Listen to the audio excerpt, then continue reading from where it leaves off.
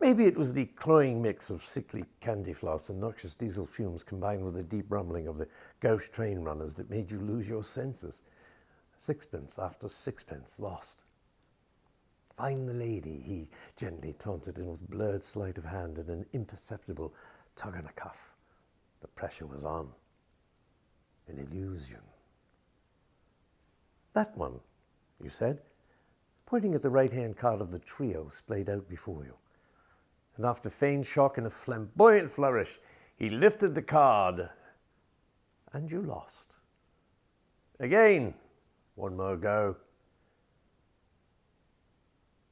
I was watching over your shoulder. You didn't know I was there, but I was close. Close enough to smell the dreft on your home-knitted scarf and Vosine in your freshly washed hair. You were being conned in plain sight.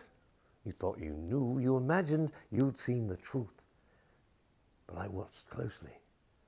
I studied the lady, and when he challenged you, it was me that leaned over, touched the middle card, and whispered into your warm, downy ear, and dissolved into the grubby recesses of oily generators and mildewed caravans, shielding the fingering fumbles of Friday night chances. Find the lady indeed. It was at that moment I knew that you needed me. So vulnerable, fragile, and delicate.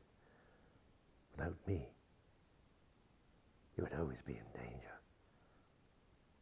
I watched as you spent your paltry winnings on luminous minted peas and a vinegar-soaked poke of chips, and then back to your snug house with its waves of affection, flooding out from behind the lace curtains, your parents' silhouettes flitting away once they knew you were home safely. Weekends were the best back then. Buses ferried us to the top of the high street, and it never took me long to spot you. A creature of habit, that's what you were. Boots, Woolworth, a bottle of Cresta from Presto. You always went for strawberry, but I was more of a pineapple and orange kind of person. And then on to our place. I was never far behind in those days, a couple of steps. And honestly, if you'd taken the time to look around you, you would have spotted me. Or even refocused on the shop window to spot my reflection. But you didn't. Even chatted to you, just far away enough so you couldn't hear, but close enough to give the illusion that we were a couple. Passers-by jumped to the conclusion we were together. And that made me tingle. You, me, an item just out walking on a Saturday afternoon together. What an honor. But then you left for university, and it left me shattered. It was more than a bus ride, I'll tell you. However, it was grand to see you again at your brother's funeral. What a tragic death. Your parents were devastated, but what was he doing in a car at that time of night at the park anyway? Still, no one deserves that, do they? People talked about it non-stop and not always in hushed tones. Fingers were pointed for sure. Papers and police didn't have a clue who'd done it. We all turned out for the funeral, though, immediate family only in the church, but out on the streets we paid our respects and gawked. The brother wreath of flowers looked gorgeous. I do like to see fresh chrysanthemums on a coffin every now and then. You disappeared again, but was soon back using your education for the benefit of us all in the local hospital. After all, they were so good when your mum and dad passed away, broken-hearted, I guess, what with everything that had happened. And wasn't it massive, the hospital, like a city in me? Well, amazing what you can pick up from the fancy dress shop. White coat, stethoscope, and clipboard.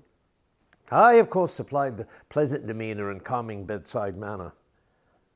Money can't buy that, you know. And people needed our help. You forever racing around and me performing to my best out on the corridors, the coal face and the bloodied trenches. People can easily get lost in a vast city of strangers. And so many rooms, all with desks, lamps and examination beds. You okay there, my love? It's this way. Follow me. I'm heading there myself. Now, let's get you comfortable, shall we? Here, sit yourself down, and now, how can I help? Your recent debilitating stroke touched us all in the profession. Oh, dear God, the pressure of work. It was unadulterated serendipity that it coincided with my calling. Yes, the good Lord had a little scratch of his own noggin and decided I was to be one of his latest batch of willing sunbeams. Me. So it was back to the shop with the medical accoutrements and on with the dog collar and loose-fitting cardigan. Yes, us casual clergy are so much more approachable than the fire and brimstone brigade. Those who need my attention could sit in their cozy homes and wait for my cheery tap at the door. No drafty, imposing buildings for me, or them. Key in the usual, is it? My flock, anxiously listening for the scraping of moss-covered terracotta plant pot on aged Yorkstone and the grinding of the Yale lock that should really, by rights, be changed. Is that a kettle I hear on, my love? I can feel the relieved warmth gushing in my direction. Stay where you are. I'll reach the biscuit barrel for us both. Hope there's some custard creams in there. Now, how have you been doing? Taking your pills okay? Oh. You need me. You always have. You just never saw the truth.